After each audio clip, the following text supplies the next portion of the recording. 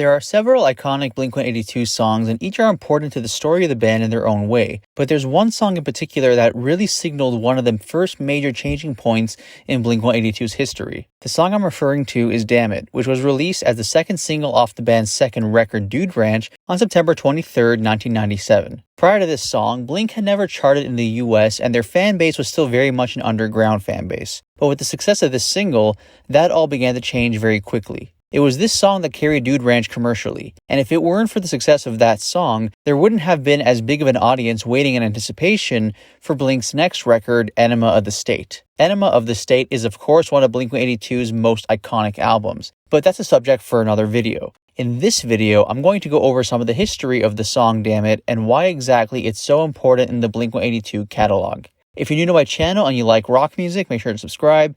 Everything I do here is 100% DIY, and your subscription does go a long way to help support this channel. One of the things Blink is known for is the fact that they have two vocalists. Mark and Tom each have Blink-182 songs they sing by themselves, and they have songs where they trade off vocal parts. One of the interesting things about Damn It is that the studio version features only Mark Hoppus on vocals, whereas live performances of the song typically feature Mark Hoppus singing the verses while Tom DeLonge sings the chorus. The same is done with Matt Skiba. He'll typically sing the chorus of the song, while Mark typically sings the verses. And there's a technical reason for this. Both Tom DeLonge and Matt Skiba have a higher vocal range than Mark Hoppus does. When Blink recorded the song for Dude Ranch, Mark Hoppus strained his voice because the song is slightly outside of his vocal range, particularly the chorus. As a matter of fact, Mark Hoppus' voice was strained so badly because of the song that the band delayed recording the rest of the record for more than a week in order to give Mark's voice time to recover. The producer for Damn It and for all of Dude Ranch was Mark Trombino. He'd be the one sometimes pushing Mark when it came to his vocals. The following is a quote from Mark Trombino.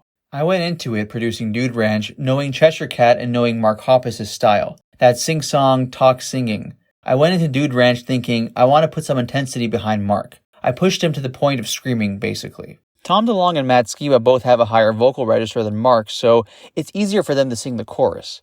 And it's specifically for that reason that they typically sing the chorus during Blink's live shows. As for how the song was created, the iconic electric guitar riff was actually written on an acoustic guitar with missing strings. The simplicity of the song structure is one of the things that makes it so catchy and memorable. The song was written by Mark Hoppus about a breakup with a girlfriend. At first, one may think the song is autobiographical, but Mark Hoppus has said that this is about a fictional breakup, not something based on his life. According to Mark Hoppus, the song was written in 5 minutes, and it just happened spontaneously, which he believes is one of the reasons the song came out well. In 1998, he said the following, "We write simple songs. In fact, the best songs are the ones that happen immediately and spontaneously. If you work on a song for weeks and weeks, you're forcing it. Every song has its own creation story. Sometimes someone comes to practice with a complete song. Other times we only have a riff, and we hammer out the right words. Mostly we just screw around until inspiration hits."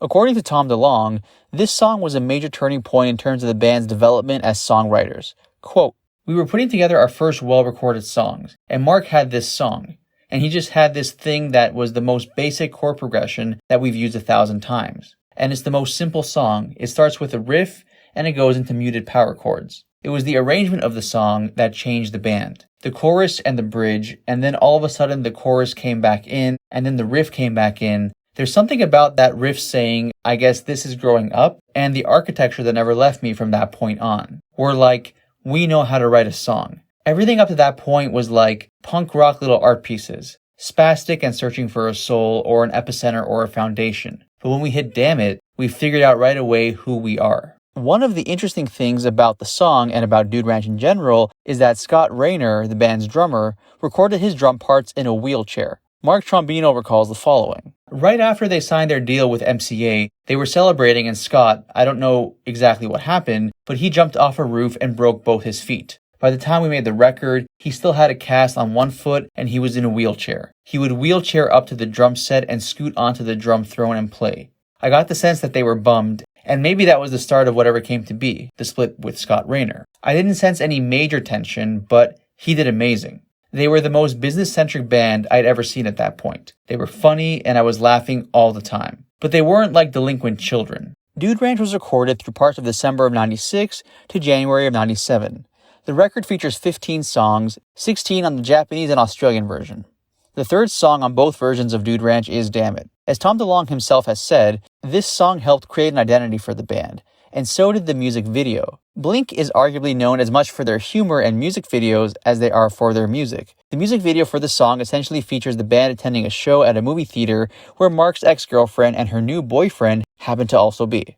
Shots of the band performing appear throughout the video, as well as lots of silly antics and shenanigans. So you have the relationship angle, the humor angle, and the shots of the band performing, which pretty much are the three things required to make most Blink videos. Now, of course, there are videos like Adam's Song and Stay Together for the Kids, which deal with much more serious subject matter. But generally speaking, many of Blink's most well-known videos are much more humorous in nature. I've made videos about the history of Adam's Song and Stay Together for the Kids.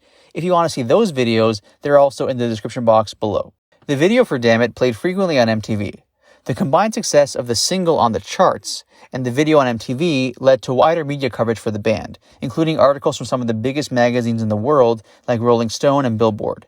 In addition to reaching number 11 on Billboard's Hot Modern Rock charts, the song also appeared on other major charts including the Billboard Hot 100, where it reached the number 61 spot. The song ranked among the most played songs on alternative rock radio in 97 and 98. For instance, in 98, it was the second most played song on K-Rock, which is extremely significant because K-Rock is arguably the biggest alternative rock station in the world. The song got great reviews from much of the music press. Complex called it one of the most iconic songs of the 90s, and the LA Times referred to the song as a rock staple. In 2015, Consequence of Sound ranked the song as the greatest Blink-182 song of all time, saying the following: "The best songwriters don't capture what you're going through individually in your life. They capture the things that are common to all humanity, and there's something about Dammit's chorus, something about its opening CDE riff that sounds universal." The following is from Tom DeLonge. "I remember right before Christmas of 97, we sold 40,000 copies of Dude Ranch in 1 week. I had a gold record and gave it to my dad. My dad was all about business and getting a career, go to school and everything, and he was not always as supportive about the band, never understood.